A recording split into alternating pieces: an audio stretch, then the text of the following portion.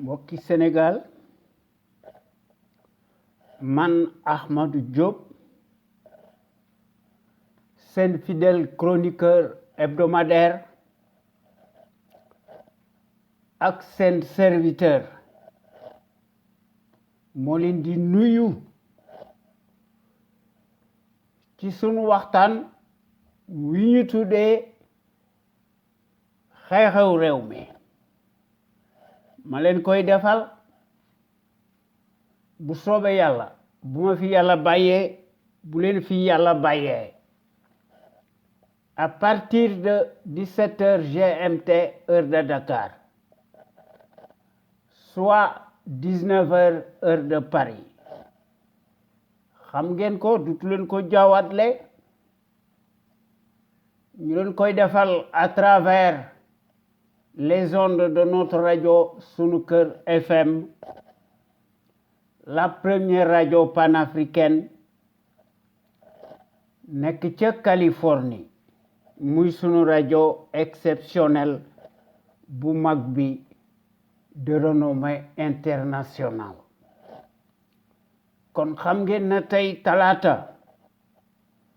31 mars 2020 sunu émission bi ñu tuddee xew-xew réew mi day gën a am solo duma tàyyi di ko wax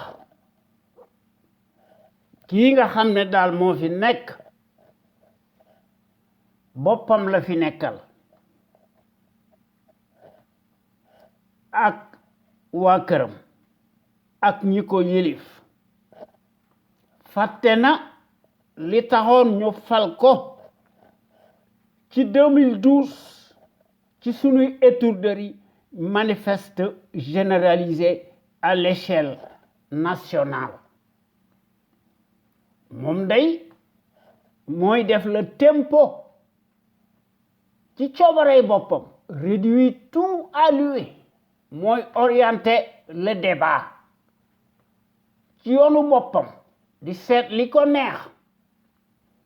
muy indi des chiffres fantaisistes fantasmagoriques yoo xam ne daf ko yokk di ko gën a yokk waaw mu ci indi sa rhétorique de charnier de mensonges cataclysmique mu ne daal day def plan contre la contagion xanaa plan mensonger lañ fi gis chiffres yu bari lay wax yoo xam ne dafa jéggi dayo waaye yàlla xam na ne du ci def dara discours politique la ndax dafa Macky Sall dafa mas a nekk ci campagne électorale léegi day adoubé Mansour Faye mu ne day jox des bons alimentaires mu teg ko ci transparence kooku dafa yabaate xam ngeen ne kooku wax dëgg yàlla dañ koy beral loxo népotisme la favoritisme la Macky Sall ci loolu la mas a nekk nekkut ci leneen ndax boppam rek la fi nekkal moom ci boppam CREI yi daf koo def ci coobarey boppam décret présidentialiste inflationniste prédateur mu tuddee ko cour de répression de l'enrichissement illicite waaw bu nekk une cour martiale unique au monde digne de la Stasi conflit d'intérêts manifeste qui est totalement illégal juridiquement moralement cliniquement et politiquement mu nekk une arme politique de guerre confiscatoire à la démocratie et aux libertés fondamentales de conscience. Le prédateur, l'intrigant, le tumultueux, le tonitruant autocrate de la tête aux pieds l'homme de la surcharge pondérale, de la mécanique des décrets présidentialistes inflationnistes, beaucoup de contradictions. Mom, lépp daf koy def ci coobaree boppam du ci seet li ko neex depuis 2012 ba tey yi ci loolu la nekk waaw ba ci corona bi lépp lay latoo ndax gis-gisam dafa gàtt te lépp xam nañ ne du ci def dara. Au Sénégal, les hôpitaux sont des mouroirs à ciel ouvert du ma tàyyi di ko wax waaye nag ñu ñu tympaniser nos oreilles à longueur de journée en toutes circonstances mu yónni sa cohorte de canailles ribambelle yoo xam ne ku ci bantu xuriku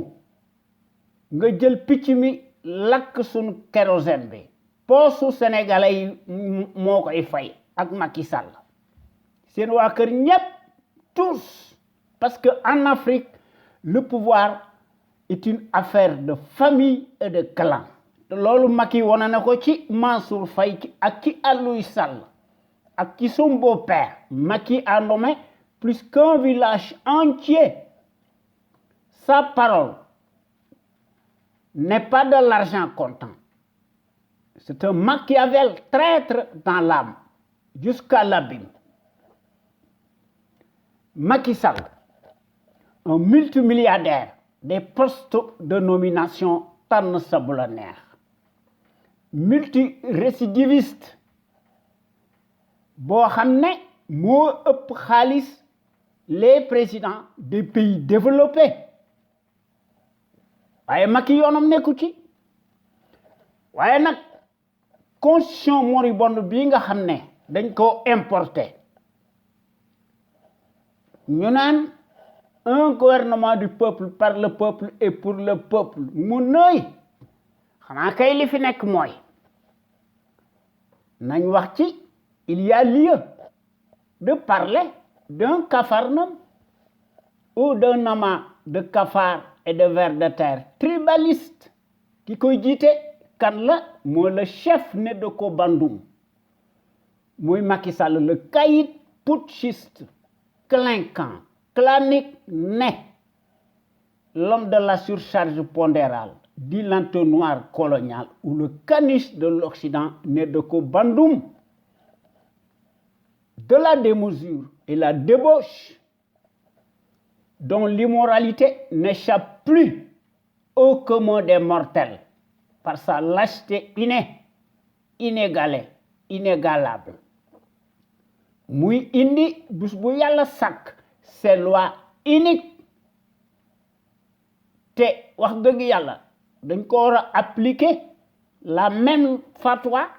la même loi bi nga xam ne daf ko jagleel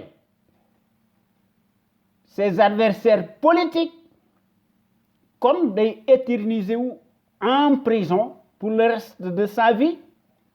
ñu indil ko des circonstances aggravées mu bénéficier ipso facto immanquablement d'une peine incompressible de 30 ans et plus pour moult crimes financiers, économiques et perte de ses droits civiques supposés. Sa place mësta nekk au palais waaye à Rebeuss parce que moom day këf di addu kalpe ci la nekk ndax Macky gagne à tous les coups waaye nag comme d'habitude yéen waa Sénégal ak sénégalais ak sénégalaises yi nekk ca biir réew ma ak sénégalais ak sénégalaises yi nekk ci bitim réew ñu leen di tuddee les sénégalais de l'extérieur maanaam les expatriés suñu jàmbaar yu mag yi maa ngi leen di nuyooti di leen sant te di leen gërëm di leen sargal ci déglu bi ngeen ñu déglu bàyyee seen yitte yépp kon gàcca ngalama yéen waa Sénégal amu leen morom noo ngi remercier aussi tous nos auditeurs ak suñuy auditrices góor ak jigéen mag ak ndaw fàttewuñu kenn te noo ngi leen di remercier ci seeni commentaire ndax loolu aussi bokk na ci démocratie noo ngi gën a nuyooti aussi ci sunu digg penc mi ci sunu digg dëkk bi les meilleurs sentinelles ci Sénégal nga xam ne gor yi bu ñuy def seen waxtaan ñu tuddee ko l'info autrement te nu bokk ci ñu koy def altine ak alxames à partir de 16h GMT heure du Sénégal gor yi di ci def des rediffusions par des audios très audibles toute la semaine ci loolu la ñu nekk dañoo gis ne mbir mi dafa nekk une question de fibre patriotique et de pédagogie d'abnégation de dévouement même am cofeel ci sam réew ñuy mettre en lumière les mystifications du label menteur professionnel profanateur mécréant franc-maçon muy Macky Sall fàtte na li taxoon ñu fal ko ci 2012 dans des circonstances totalement exceptionnelles inédites mu dige fi dige yu bari waaye defu ci dara ci lim dige woon mu ne buñ ko falee président de la République di summi sa casquette en tant que secrétaire général de son propre parti politique aujourd'hui cliniquement clanique kon kooku il s'est lamentablement métamorphosé en changeant en caméléon comme si rien n'était kooku mooy le tonitruant kleptocrate l'intrigant des horloges agitateur traître teigneux en place mësta am benn mérite te mësta am benn scrupule xam na ko aucune lueur d'humilité peu ou prou amu ko mun ko couvrir waaye loolu bettu ko waaye yoonam nekku ci ndax démb compté wut tey jii mooy compté saay si nekk Afrique ci loolu la ñu nekk bu ñu bëggee ku leen fal dañuy yore làmmiñ wu ratax waaye buñ leen falee fàtte nañu ñi leen faloon ndax Macky dige fenn la war a nekk te loolu def na ko ndax ci la dëkk guddi ak bëccëg Macky dafa di gën a montrer sa carte d'identité et sa carte génétique il a montré son véritable visage hideux Macky Sall est un accident de l'histoire Macky Sall est plus dangereux qu'une enzyme koo xam ne politique am bépp daf ko teg ci ay tappale waaye nag da yónni ces justiciers yoo xam ne ñoo nekk ay dagam ndax ñoo nekk ces armes de guerre tribalistes tous sans exception waaye nag góor yi bu ñu defee seen waxtaan ba pare te ñu bokk ci ñu tollanti samedi bu nekk ñu indi beneen waxtaan ñu tuddee ko en toute objectivité loolu doyut ñu indi beneen waxtaan ñu tuddee ko la voix des jeunes maanaam baatu ndaw ñi ak yoonu ndaw ñi ñu ciy indi seeni réflexion remarquable prodigieuse ñu koy prodiguer ci boppu sénégalais yi ak sénégalaises yi à travers les ondes de notre radio Sunu Kër FM la première radio panafricaine nekk ci Los Angeles mu sunu rajo exceptionnel bu mag bi de renommée internationale waaye ñun ñi nga xam ne ñoo nekk ci CPC daal xam sa réew bëgg sa réew jëriñ sa réew li nu yitteel daal mooy un état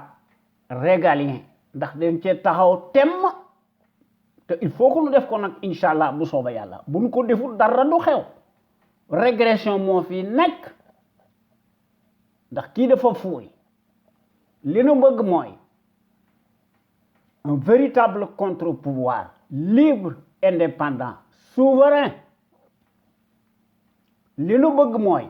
nu restaurer fi un état de droit boo xam ne li fi amoon na ku su néew jóge na fi sans la liberté kenn mënut a tabax dara lu jag voyez, l'envoyé spécial colonial attitré en Afrique et accrédité à Dakar. Il s'en fout de tout. Il n'en démord jamais. Et tient mordicus. Mu nekk ci ay scandale am yoo xam ne daf koy làq. Une dictature qui tourne à plein régime, intégralement négationniste, d'apartheid, s'accommode en permanence en allumant bés bu yàlla sàkk des contre-feux yaakaar ne mën naa làq ay ndëngteem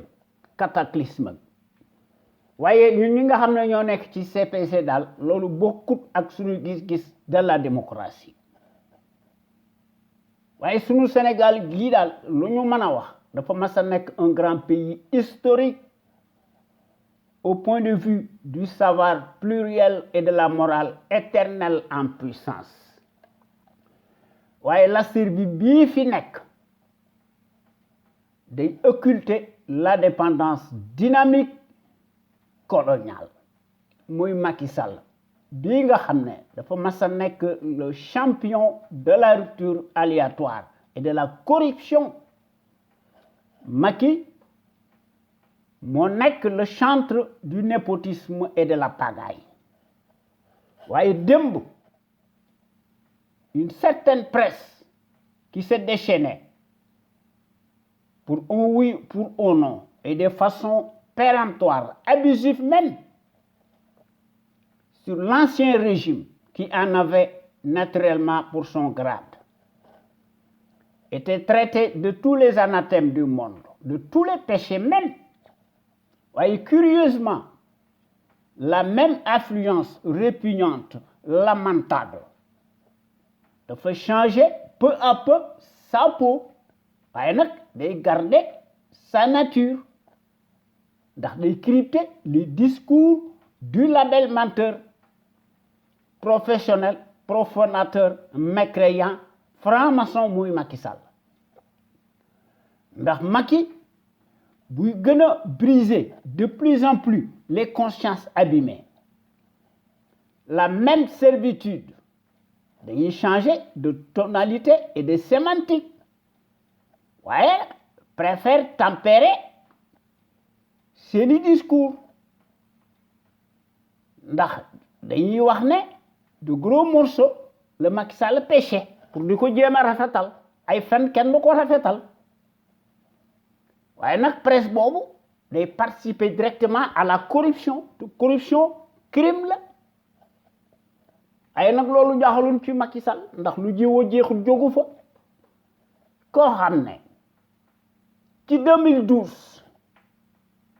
France nekkoon ci entre ci seeni tour élection ci seeni élection présidentielle entre les deux tours Macky Sall di yagari di seet li nga xam ne neex na tubaab yi Macky Sall ñëwoon ci Nicolas Sarkozy di ko tuubal di ko raamal di jébbulu ci moom mu ne ko le retrait des troupes et bases militaires françaises relevait quelque peu d'un nationalisme mal placé dixit le label muy ki nga xam ne day promouvoir la trahison ndax Macky ci loolu la nekk tous les traîtres africains ci loolu la ñu nekk waaye Macky yemul ci loolu mu tollanti muy tagg le nazisme monétaire maanaam l'ingérence monétaire coloniale kon kooku amul patriotisme te amul fiscalisme te amul panafricanisme te amul civisme waaye nag Macky da doon déclarer daal ne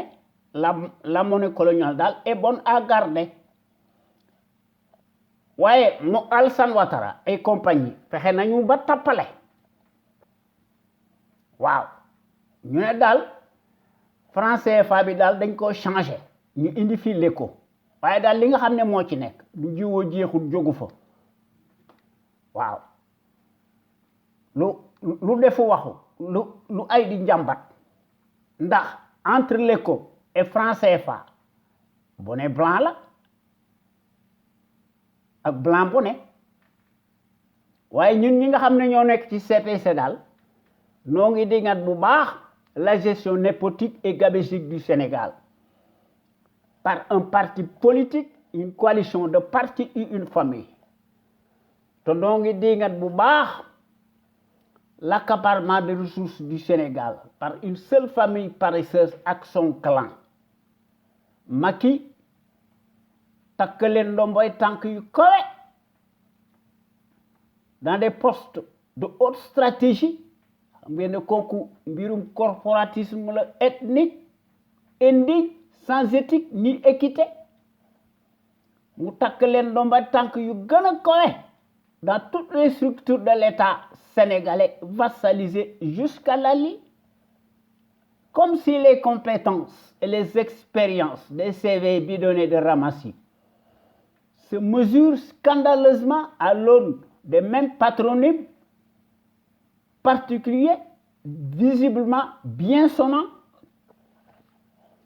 Kooku mooy la conviction surannée, surréaliste du négationniste Macky Sall qui foule du pied les affaires de la cité. Mu le traître en chair et en os qui le prouve matériellement sur le terrain du crime ndax day gis ne ci xam-xamam bu gàtt ndax amut xam-xam la médiocratie ak les postes octroyés se conçoivent exclusivement à l'aune du bazar au nom de la consanguinité ethnique et à la proximité de l'idolâtrie représentée par le binôme de mystification ethnique idiocratique waaye ñun ñi nga xam ne ñoo nekk ci CPC daal loolu duñ ci mas a ànd li nga xam ne daal moom la ñu bëgg suñ réew mi il faut que ñu changer ko dans le sens des progrès exponentiels ensemble daal tout est possible jàngkat yi ñi ngi fi experts yi ñi ngi fi scientifiques yi ñi ngi fi toutes les ressources humaines mi ngi fi li fi manque kay mooy booloo am mbooloo ànd nekk benn moo fi manque ndax bu ñu fexee ba nga xam ne ñu bëgg suñ réew mi ñoo ëpp fuuf ñu koy wor yaakaar na ñe suñ réew mi dina jëm ci kanam waaye réew moo xam ne une minorité cartélisée des chiffonniers ñooy dominer la majorité candide accroupie ñu naan masla wala fatalisme ñu naan suñu réew mi daal yàlla mooy fale mooy folli réew moomu daal luñ ko teg dagan na ci réew moo xam ne dañu ne 95% ay musulmans lañu te loolu doy na kiimaan waaye daal li nga xam ne moo ci nekk bokk nañ ci porte drapeau étendard yi nga xam ne dañoo bëgg suñu Sénégal di topp ci tànk yi nga xam ne ci le pays émergent yi nekkee ndax ñépp xam nañu ne su fi notre rajo suñu kër nekkutoon àdduna tukki toute critique minime bu gën a tuuti nga teg ko ci dëgg indi ci des preuves matérielles kooku day son auteur bala moo pare le tyran dana yónni c'est tonton Macoute waaw ñu cueillir ko waaw ñu defal ko mandat de dépôt presto illico ñu tuumaal ko ci loo xam ne ay kàcci neen la kooku mooy la tyrannie chez les faquins africains waaye les fonctionnaires paresseux politicards mercenaires alimentaires dañuy xam noppi tous se transforment en sarabande des vers de terre baveux li ñu doon ndax dañoo mas a nekk les symboles maléfiques des traîtres unifiés dans l'âme boivent sans répit le calice jusqu'à l'ali du haut de leur rang ndax dañuy dund ci mbaggum suñu réew mi en toute impunité te dañuy naan kat jantabe te leneen luy naan boo déggee seen discours rek xam ne dañoo tàggoo ak seen sago ndax dañoo funki ndax ils se sont bien engraissés par les postes de nomination tànn sa bu la neex à la ne de ko bandum waaye nag ne tarisse pas d'éloge à l'égard du fasciste encombrant en place lequel, paraît-il, n'a pas de défaut, mais rien que des qualités. Mu nëy te gëmuñu ci dara ndax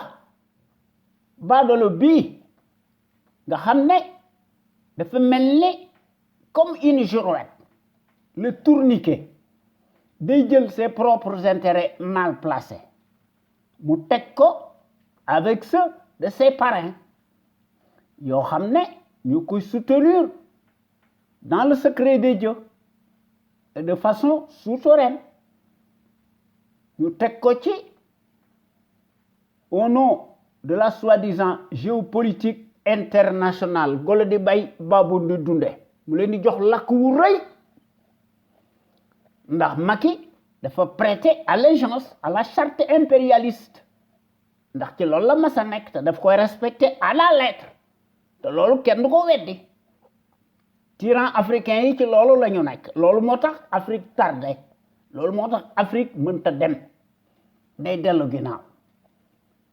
waaye un fonctionnaire si riche n'est jamais synonyme de patriotisme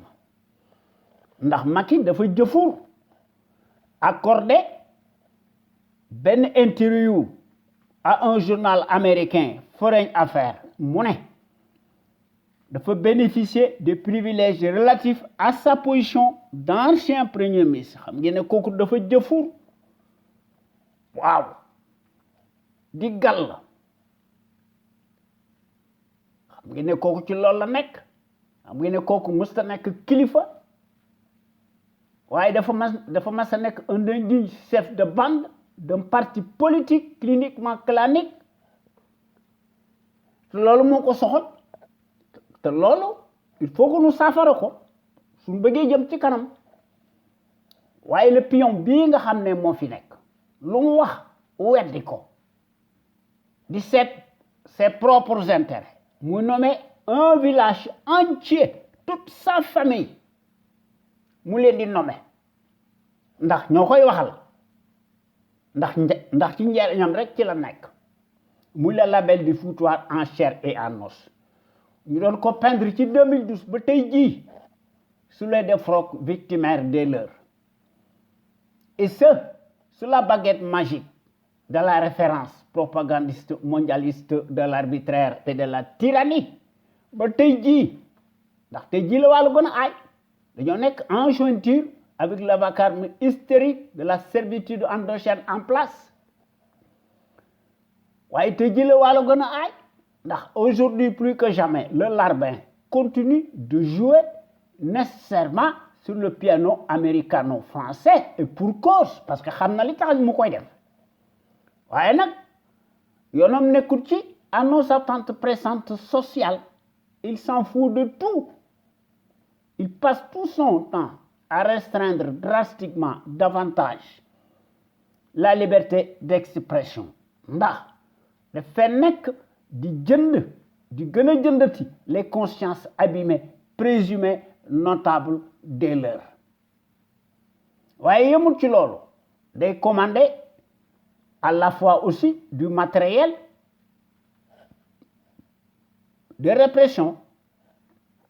waaye les populations astiquées siphonnées ñu leen considérer comme un matelas financier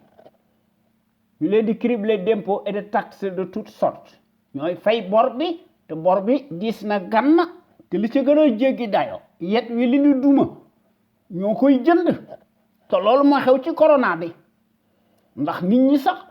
policiers yi s'autorisent tout soi-disant que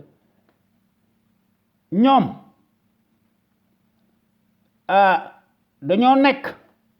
dañoo prêter serment maanaam daal ci lu la neex la ñuy def waaye ñun ñi nga xam ne ñoo nekk ci conscience patriotique pour le changement xam sa réew bëgg sa réew jëriñ sa réew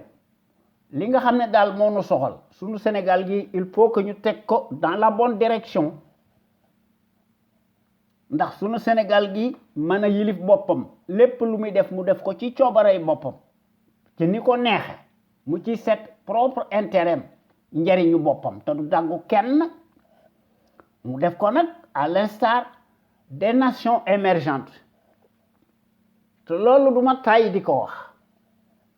hier comme aujourd'hui depuis 16 ans notre radio sunuker.com qui est à l'avant-garde et à la pointe du combat juste et pour l'émergence du Sénégal debout et fier de l'être sunu rajo bu mag bi mës ta nekk ci les chantiers battus ndax sunu rajo bu mag bi day proposer du neuf te day briser les tabous te day bousculer les idées reçues te day innover maanaam day yokk te day populariser la démocratie sunu rajo bu mag bi mës ta nekk ci les conventions ubuesques de l'établissement s'inscrit fidèlement dans sa ligne dans sa trajectoire révolutionnaire qui évolue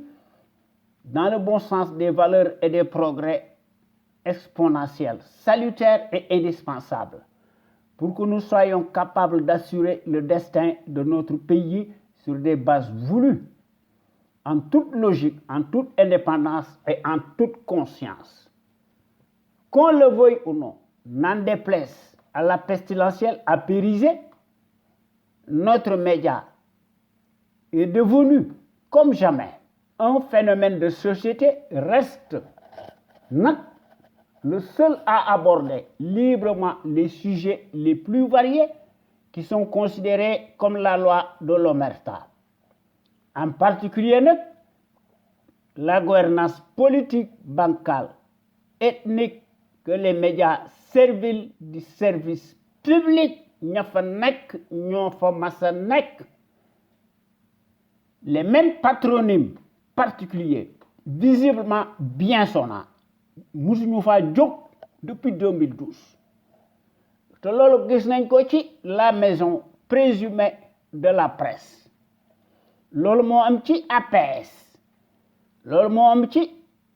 la RTS la radio télévision Racine Talla Macky Sall loolu moo am ci sur le journal Le Soleil Yakham Mbaye moo fa nekk di xarmat transhumant bu mag la ñoom ñépp tous fu tooy rek fa la ñu nekk même les médias privés tous majoritairement passent au peigne fin tous arrimés et deviennent de facto des instruments alimentaires politicards soumis aux ordres monopolisés par le pouvoir calamiteux tortionnaire usurier dañuy xam noppi sëgg la tête baissée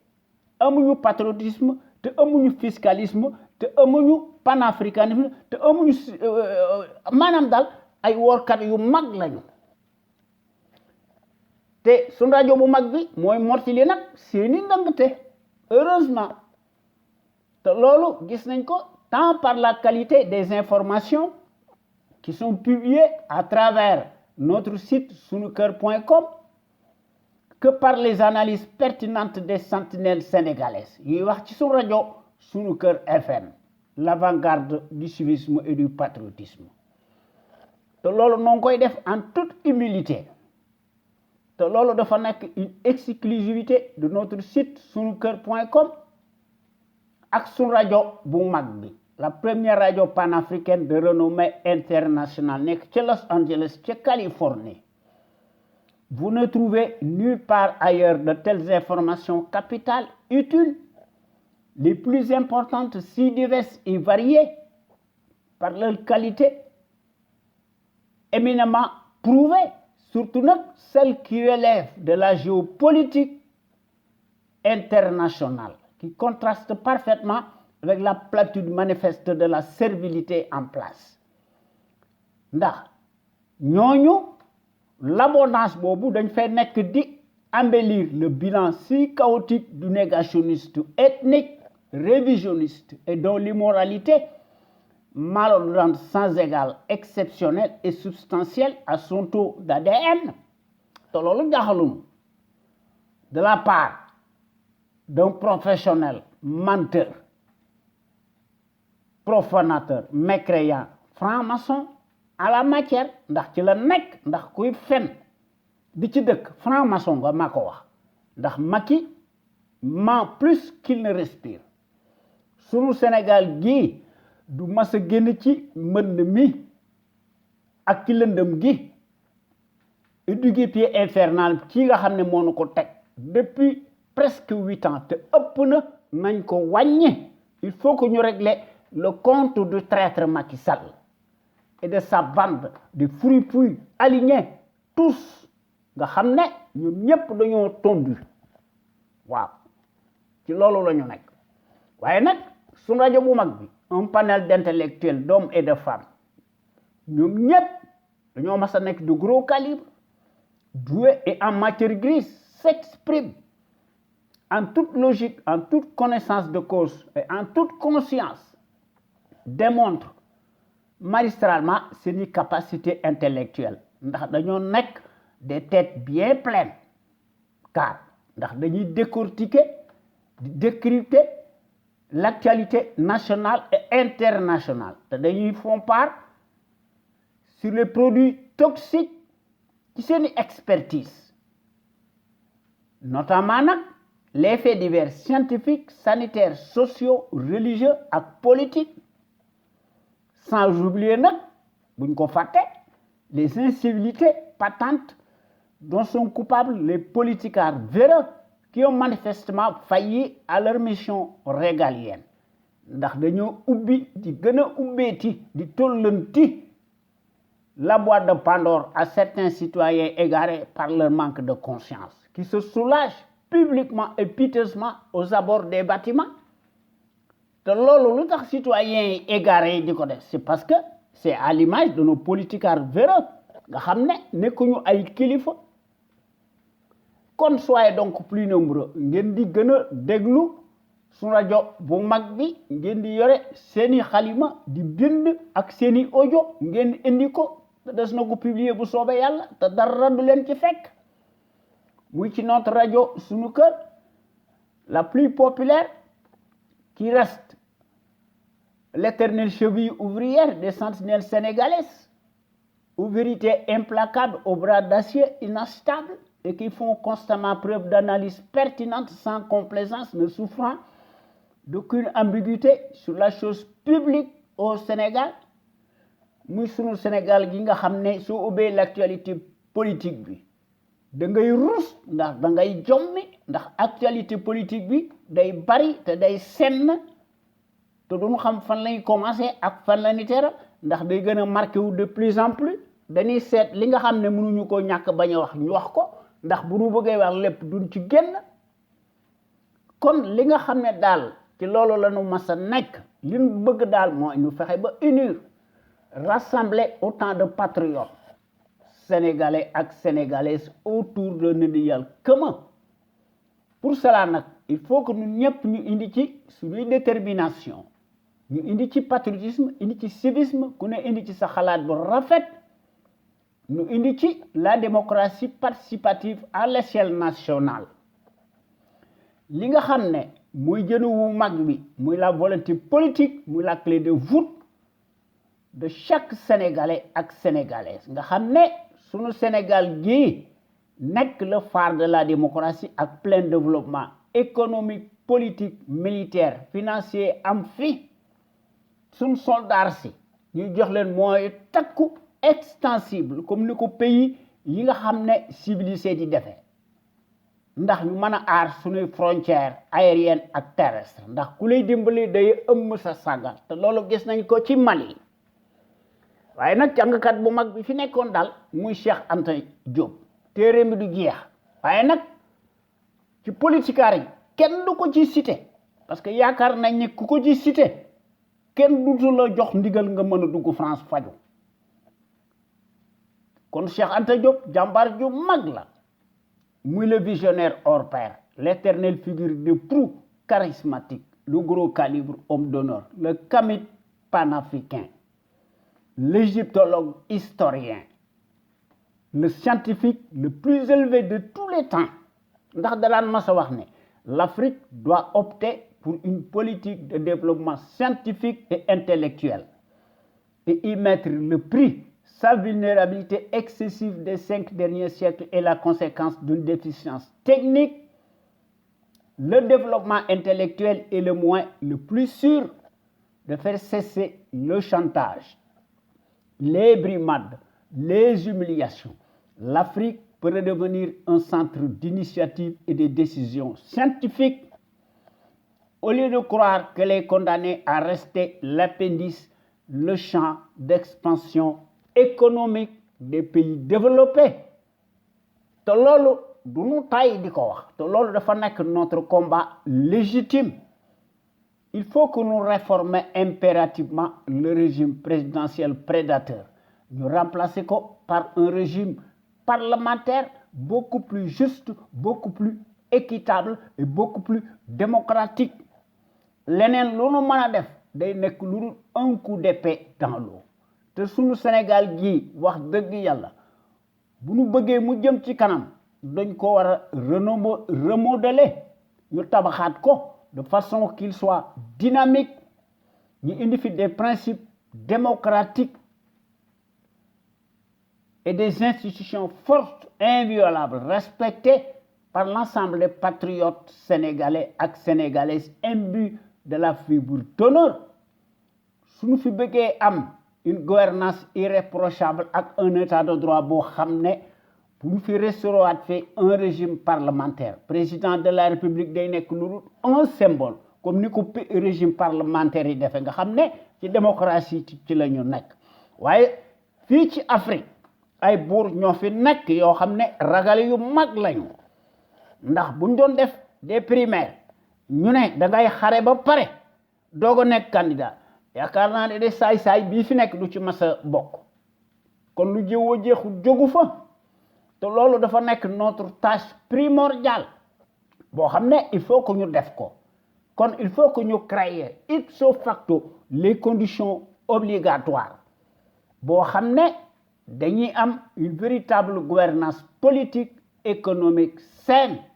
transparente, financière, attentive. Nous cèdons les seuls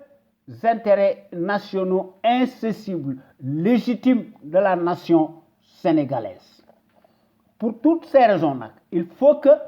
nous ayons pour réunir de véritables sentinelles sénégalaises impartiales, charismatiques, de façon qu'elle soit en mesure de créer une impulsion dynamique pérenne. Cela étant dit, il faut que nous cultivions le patriotisme, la démocratie, la justice et la justice sociale, la justice tout court, l'éthique, l'équité, l'unité nationale en fait, sécurité en fait, te lu ci manki dara du xew. Waye ñun ñi nga xamné ñoo nekk ci CPC xam sa réew, bëgg sa réew, jariñ sa réew ndax lu bàyyi yoonam li nga xam ne daal moo nu yuteel ndax foofu la ñu jafandu ndax moo gën a wóor il faut que nous rehaussions l'étendard de nos valeurs pour cela nag nous devons nous inspirer et puiser dans le trésor inestimable de nos valeurs hommes d'honneur yoo xam ne c'est des soufis des hommes d'honneur exceptionnels ñoo tëdd ci sunu dëkk bi ñu jàngale seen xam-xam ci sunu université yi ci sunu collège yi ci sunu daara yi ak ci sunu école primaire yi bu ñu fàtte sunu jàmbaar ju mag ji bi nga xam ne moom it kenn demul mu des muy Lat Dior Ngoné Latyr Diop l'homme de la résistance armée notre héros national qui combattit farouchement l'armada coloniale pendant 24 ans malgré la supériorité numérique et matérielle des envahisseurs. Lat Dior Ngoné Latyr Diop a versé et marqué d'une empreinte digitale sa vie, a livré des combats acharnés, sans merci, combats metti face à l'armada du colonialisme repoussant. Lat Dior Ngoné Latyr Diop, notre héros national, qui tomba fièrement et farouchement sur le champ de l'honneur, les armes à la main. À la bataille de Derklé, le jeudi 27 octobre 1886, ci Derklé avec 2 de ses enfants majeurs Moutiendala Niabass ak Sakhewer Niabass et beaucoup de ces guerriers ils laissèrent ce jour leur vie ci bataille historique boobu nga xam ne yal na leen yàlla xare àjjana nga xam ne ci bataille historique boobu xewoon ci Derklé waaye démb daal dans l'histoire du Sénégal daal en tout cas ci Kajoor n'importe qui daal ne pouvait pas prétendre le titre de Damel ndax ci jamono jooju daal il fallait avoir l'esprit du sacrifice d'abnégation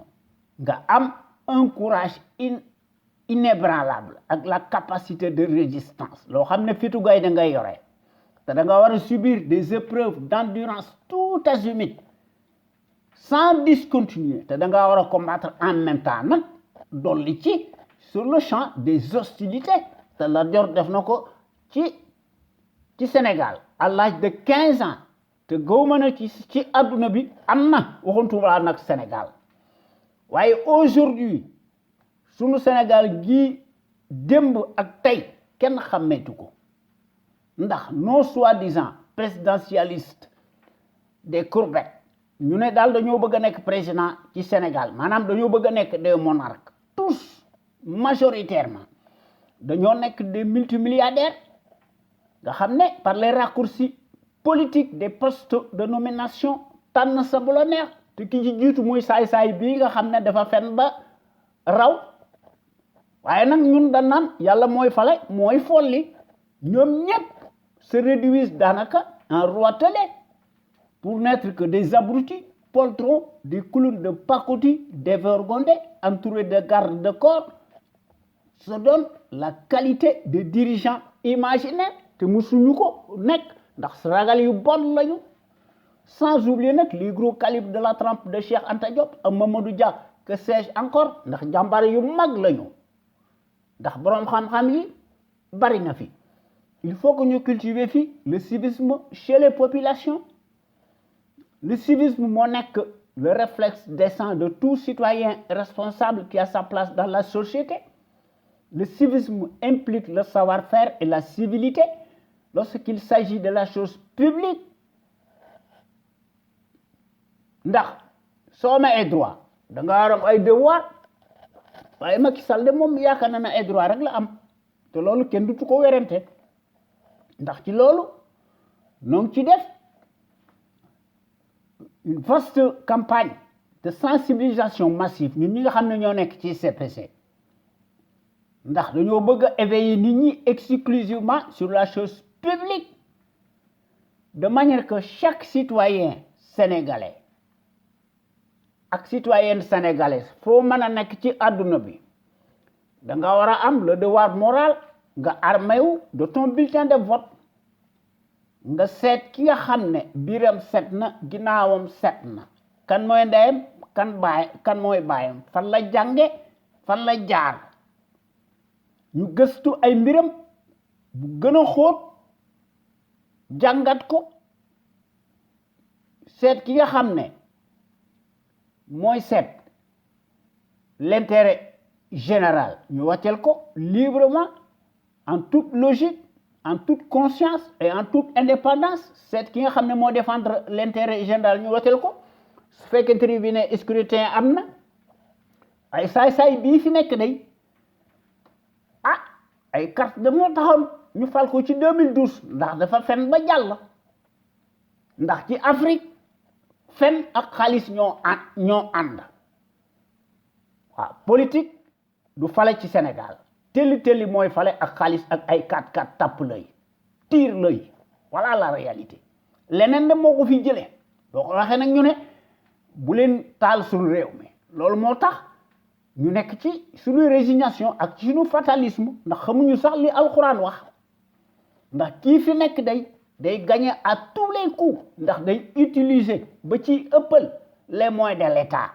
kooku un lâche moo koy def muy Macky Sall qui est indignement réfractaire à la démocratie ndax day gis ne le suffrage universel daal du ko génne ci pouvoir bi waaw parce que Macky fixe le scénario du film et gagne à tous les coups te amul kenn ku ma weddi ci loolu il faut que nous génn ci suñuy arme conventionnelle pacifique ñu contraindre ko par la force mu mën a abandonner de lui-même ndax saay-saay bu mel ni Macky Sall ak i traître yi nga xam ne ñoo nekk ci Afrique l'issue des scrutins de Pakouti daal ñu ngi ko jouer nécessairement dans la cour des voleurs en bande organisée waaye nag dañuy jafandu ci à la charte de l'impérialisme ñu leen di aar di leen gërëm ñuy sàcc di transvaser toutes les ressources africaines moo tax kenn du wax ci seeni mbir ndax dañuy gis ne affaire élection dafa nekk lu une simple formalité administrative qui passe comme une lettre à la poste kon sunu Sénégal gi mënta génn ci contingence mondiale yi obligatoire spécifique à chaque peuple pour que sunu Sénégal gi yilif boppam mu mën a opérer nag wax dëgg yàlla une véritable rupture totale ci coobarey boppam nga xam ne lépp lu muy def njëriñam moo tax mu koy def du tàggu kenn waaye nag notre rajo sunu kër moo nekk la rajo la plus crédible par son patriotisme actif ndax sunu rajo bu mag bi dafa am des qualités exceptionnelles la qualité est avant tout un état d'esprit qui vise à l'excellence yokkute am fi ci jëf ci jikko won ko askan wi bu leer naññe te loolu la véritable sentinelle sénégalaise yi am qui s'exprime librement en toute logique en toute indépendance et en toute conscience sur des bases voulues et qui compensent par leur esprit alerte la bassesse et la médiocrité d'une certaine classe politicarde plutocrate multimilliardaire des raccourcis politiques.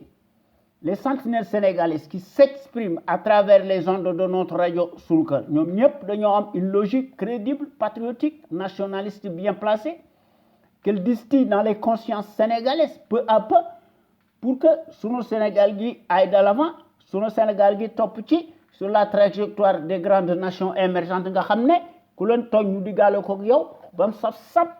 te loolu la sunu rajo bi am ndax quant à elle historiquement et présentement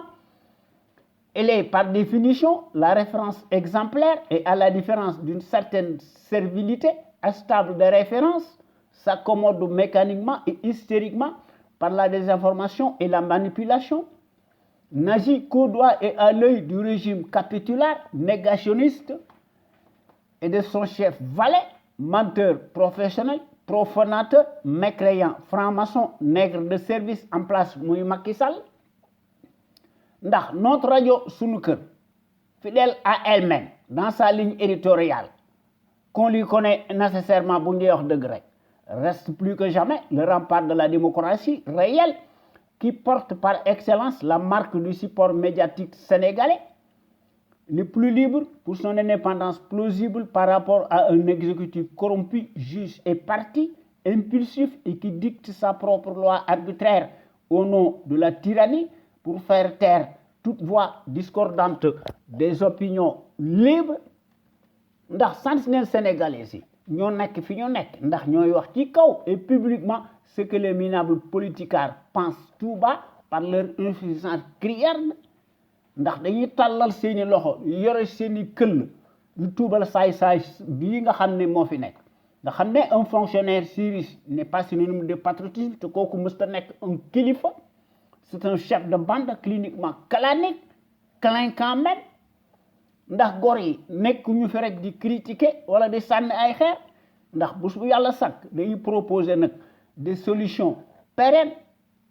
concrètes tangibles ndax ñu mën a fay def un véritable Sénégal émergent totalement opposé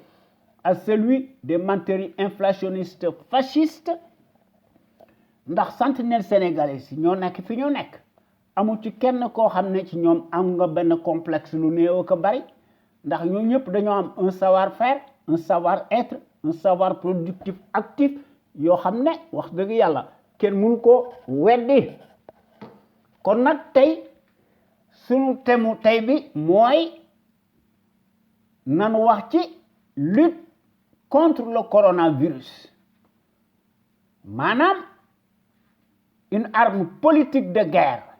pour le label familial à la Mansour Faye ndax daanaka loolu mas nañ koo bind dañ koy gën a yokk rek ndax sénégalais yi ak sénégalaises yi ku ne mën a am ci sa grille de lecture ndax loolu aussi bokk na ci démocratie ndax li nga xam ne moo fi nekk ci 2012 ba naga ni addu kalpe moo fi nekk bew Macky gagne à tous les coups di raxas ak ndëngteem à grande eau yaakaar ne nun ay xar lañu waaye nekk nu ay xar ndax en Afrique des canailles en bande organisée et sous tutelle coloniale la magnanimité des leurs se conçoit exclusivement dans la consanguinité et à la proximité ndax affaire magnanimité Macky Sall daf ko gisee dans son bazar et au nom de la démocratie exclusivement familiale en bande organisée et à huis clos et en vase clos maanaam te loolu buñ ko seetloo ba seetlu ko dafa nekk un déni de justice voire une illusion d'optique propre à la politique kleptocratique culturellement en vase clos d'un système d'apartheid né de ko Bandoum enjolivé te loolu Macky indi na ci preuve yu leer nañi ci sunu réew mi la servitude autoproclamée nga xam ne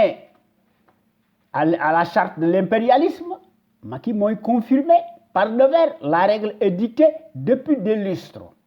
te indi na ci des preuves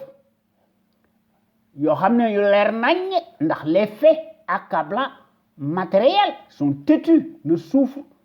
en aucun cas d'aucune discussion possible sur le terrain du crime et pour cause te ci loolu pour ne citer que le cas Mansour Faye ndax mbir mi bari na qui est sorti de terre et nulle part ailleurs on ne sait où et comment détient le record absolu de mystification dans un gouvernement de Capharnaüm ndax Macky a nommé plus qu'un village entier portant les mêmes patronymes visiblement bien sonnants s'accapare de tous les postes clés que compte l'État familial ethnocentrique jusqu'à l'Ali li ko waral lenn la le favoritisme le népotisme le cannibalisme politique l'anarchie les privilèges d'exception et les passe-droits obligent ndax Macky amul xam-xam malgré son cursus scolaire standard muy Mansour Faye bidonné de ramassis le touche-à-tout le cancre plastique du haut de son rang collectionne sans scrupule et cumule ignoblement plus de portefeuilles ministériels que ne l'était en réalité Karim Wade, l'ex-super-ministre d'État des infrastructures du ciel et de la terre, qui a été déporté arbitrairement et cloué au Qatar. waaye Macky Sall ci 2012 pour ñu faloon ko président de la République nga xam ne Macky Sall moo nu doon jaay la rupture le changement la transparence l'efficience la sobriété que sais-je encore muy ki nga xam ne dont l'indiscipline caractérisée se révèle au grand jour par son banditisme nous promettait Mordicus qu'il ne mêlerait jamais sa famille peu ou prou dans la gestion de l'État kàcc na ndax ci la dëkk kon c'est un mécréant ndax dafa changer comme une girouette c'est un tourniquet ndax toute girouette digne de son espèce le mythomane en chair et en os une fois qu'il est sur les manettes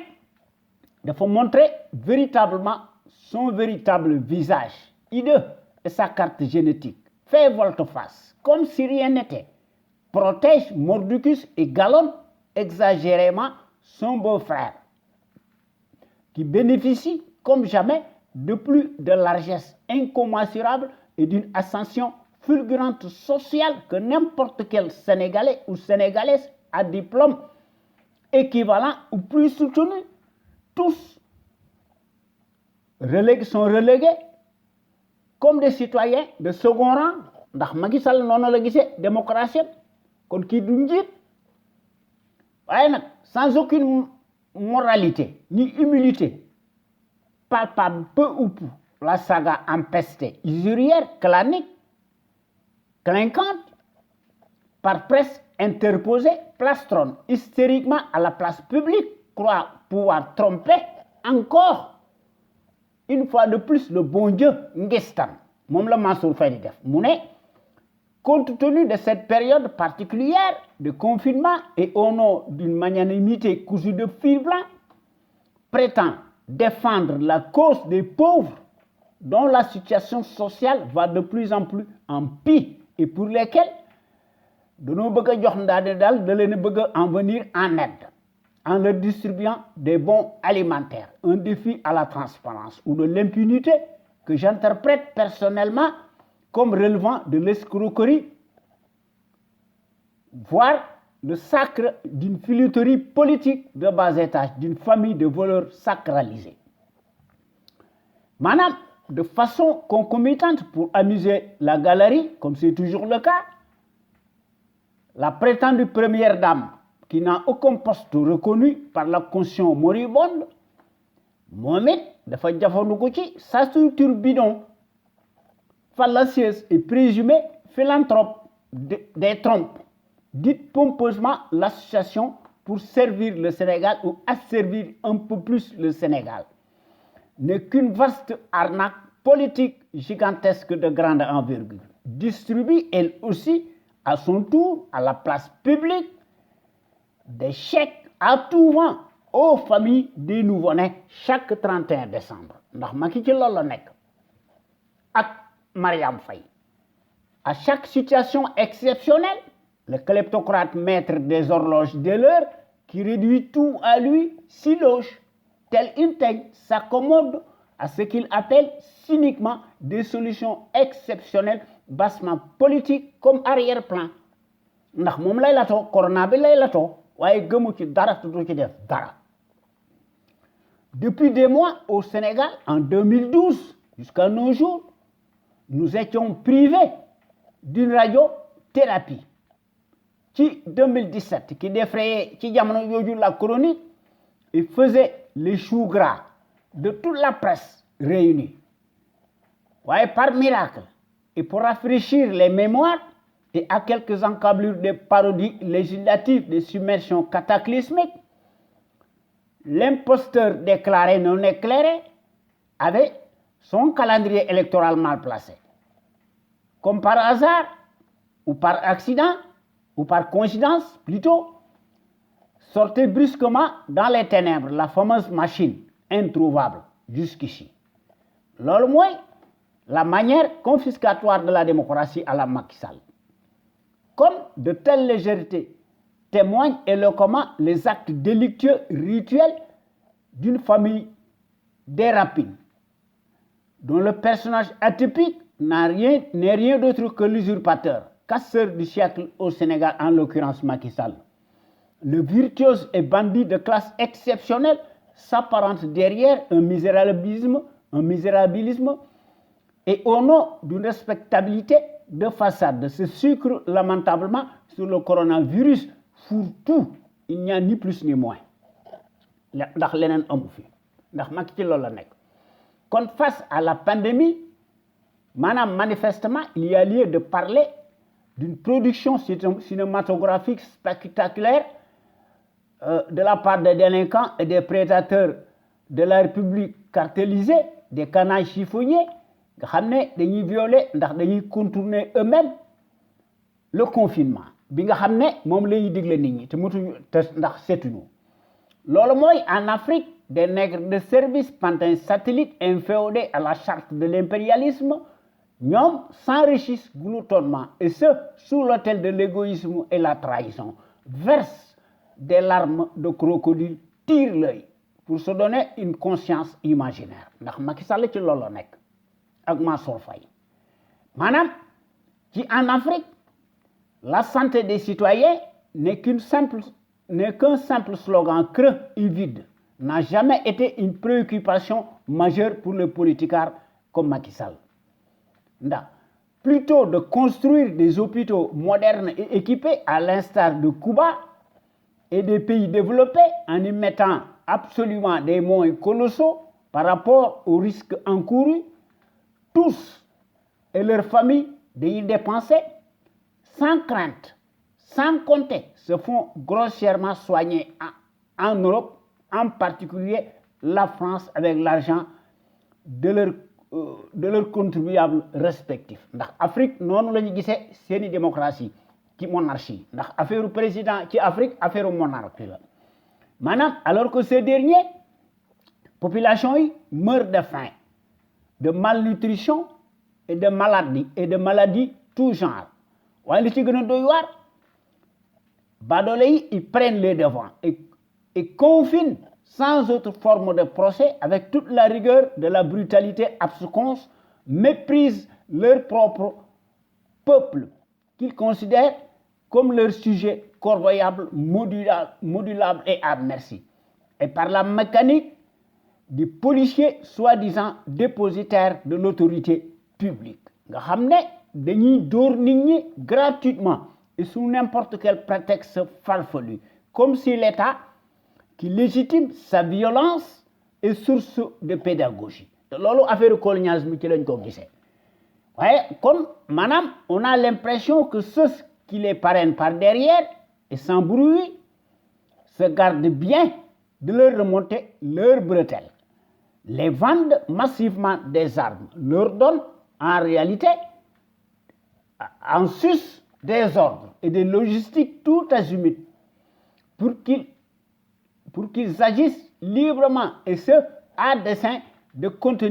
les contenir à tout prix et peu importe les dégâts collatéraux maanaam falewu nit ñi maanaam corona bi bu ñu ko seetloo ba seetlu ko dafa nekk double peine ndax Macky day traquer et di chasser les populations qui n'ont rien à manger nga xam ne doivent absolument se confiner waaw pour se contenter de leur sort sans qu'il y ait nécessairement des compensations financières à la mesure de la gravité exceptionnelle à l'appui waaye mbirum traître noonu lañ ko gisee maanaam la punition demeure plus que jamais l'unique option possible pour conjurer et endiguer l'étrange mal pandémique apocalyptique du siècle li nga xam ne moo fi nekk face au virus mondial chronique ndax d'un côté déstabilisation récession massive des pays du Sud seront à genoux et par terre, en particulier l'Afrique subsaharienne, riche et pauvre à la fois, ce don de Dieu, et dont les sous-sols regorgent de matières premières infinies, non pas d'usines de transformation pour ñu def ko en produits finis, nga xam ne sont les plus exposés et demeurent plus que jamais les principaux perdants. Passent tout leur temps à emprunter auprès des bailleurs de fonds yoo xam ne dañ ciy ajouter systématiquement des taux exorbitants d'intérêt waaw dañ ko ciy yokk ndax loolu maanaam te mbir mi bu ñu ko seetloo ba seetlu ko les populations astiquées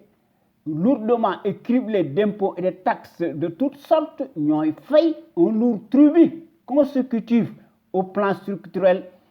effréné de la Banque mondiale et du FMI, que sont ces deux institutions financières capitalistes impérialistes nga xam ne travaillent de façon concomitante et en osmose nga xam ne en totale osmose nga xam ne dañuy mettre sens dessus sens dessous ndax dañuy enfoncer davantage les pays pauvres et bizarrement si riches nga xam ne dañuy aggraver seeni situation yoo xam ne maanaam seeni situation seeni pays day gën a bari de plein fouet tandis que de l'autre côté c'est-à-dire l'Europe et les États-Unis ils ont des économies et des capacités très solides interactives nga xam ne hors pair à travers le réseau bancaire connecté monopolisent à eux seuls toutes les finances mondiales interplanétaires s'en sortiront indemnes quoi qu'il arrive ndax dañu trouver des solutions la tête haute comme en témoigne l'histoire ndax loolu lu koy wone mooy au lendemain de la première guerre mondiale meurtrière toute l'Europe réunie y compris l'État israélien ñoom ñëpp dañoo bénéficier massivement du fameux plan Marshall des États-Unis nga xam ne sauf l'URSS et ses satellites ndax à l'époque l'objectif était de sortir l'Europe de ce que l'administration américaine appelait la peste communiste, ce qui explique aujourd'hui, dans une certaine mesure, la puissance européenne à l'échelle continentale européenne. Loolu kat moo fi nekk leneen nekku fi ndax loolu moo fi nekk ndax lu jëwoo jeexul jógu fi pourquoi donc kon coronavirus bi nekk la source virale